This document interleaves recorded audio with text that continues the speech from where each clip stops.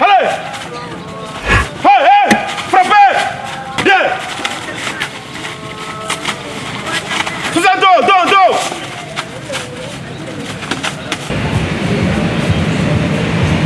Qui?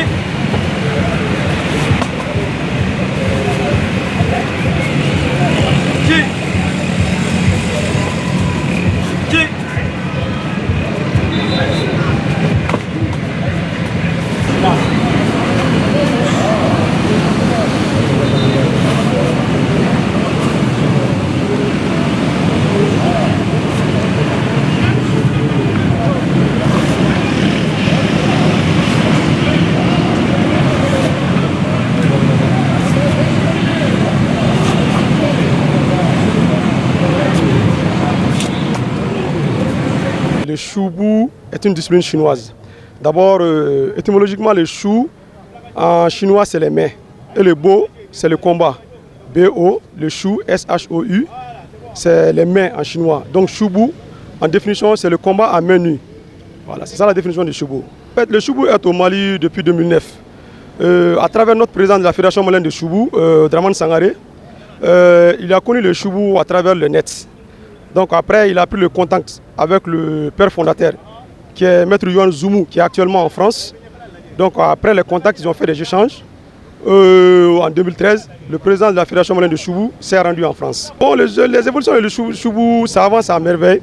Parce que depuis 2013, depuis l'arrivée du président en France, donc le père fondateur du choubou moderne, qui est Yuan Zoumou, a pu convaincre notre président. De 2013 à nos jours, on a continué à travailler.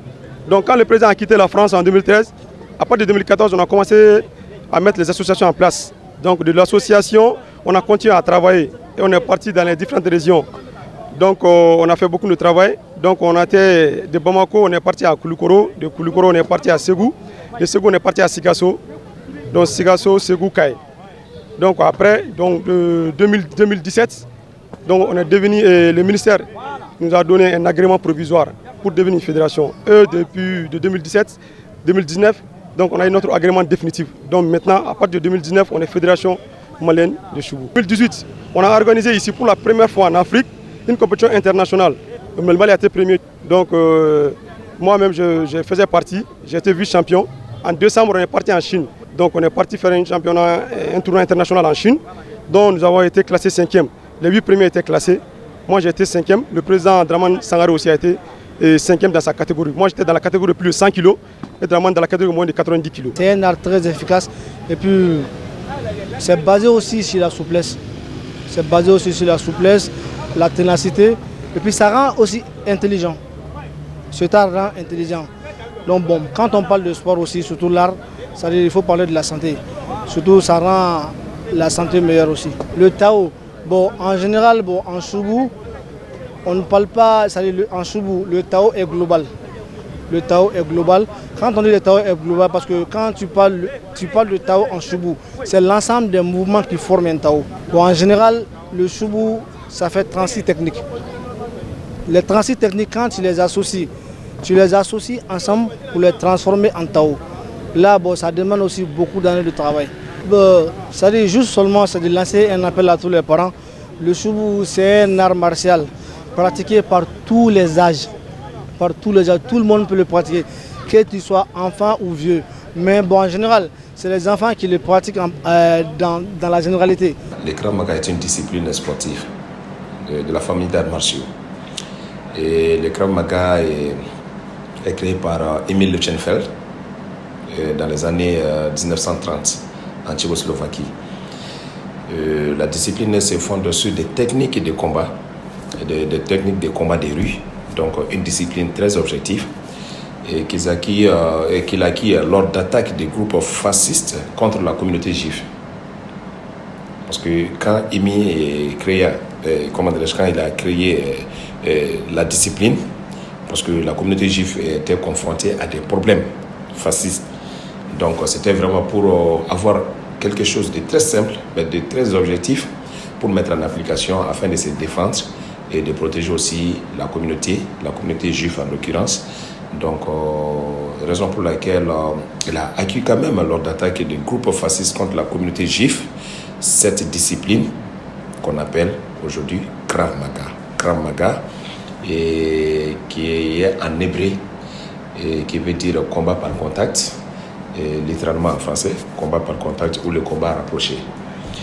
Et la méthode combine des techniques provenant de la boxe, du judo, et du jiu-jitsu et de la lutte.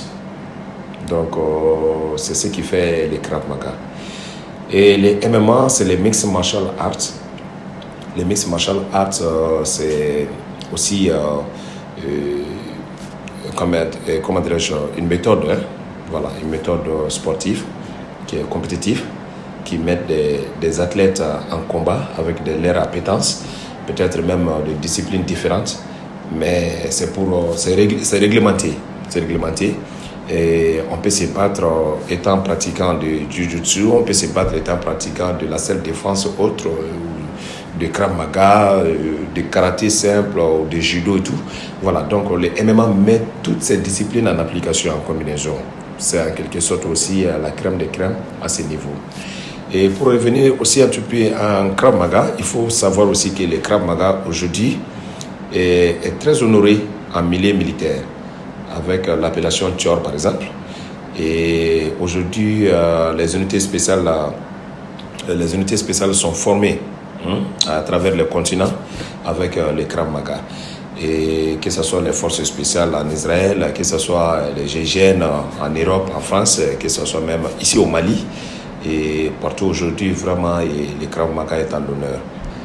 Et les championnats ont été organisés et ça a été vraiment de grands succès.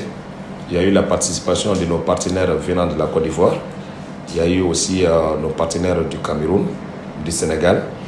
Et il y a aussi nos partenaires de la France, d'Israël qui nous accompagnent aussi, même lors de ces championnats. Et tous n'étaient pas venus pour des raisons de Covid, que nous connaissons tous à l'époque.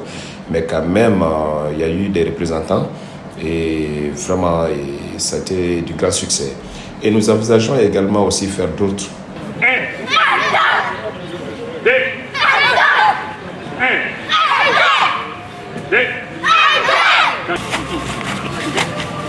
Ah!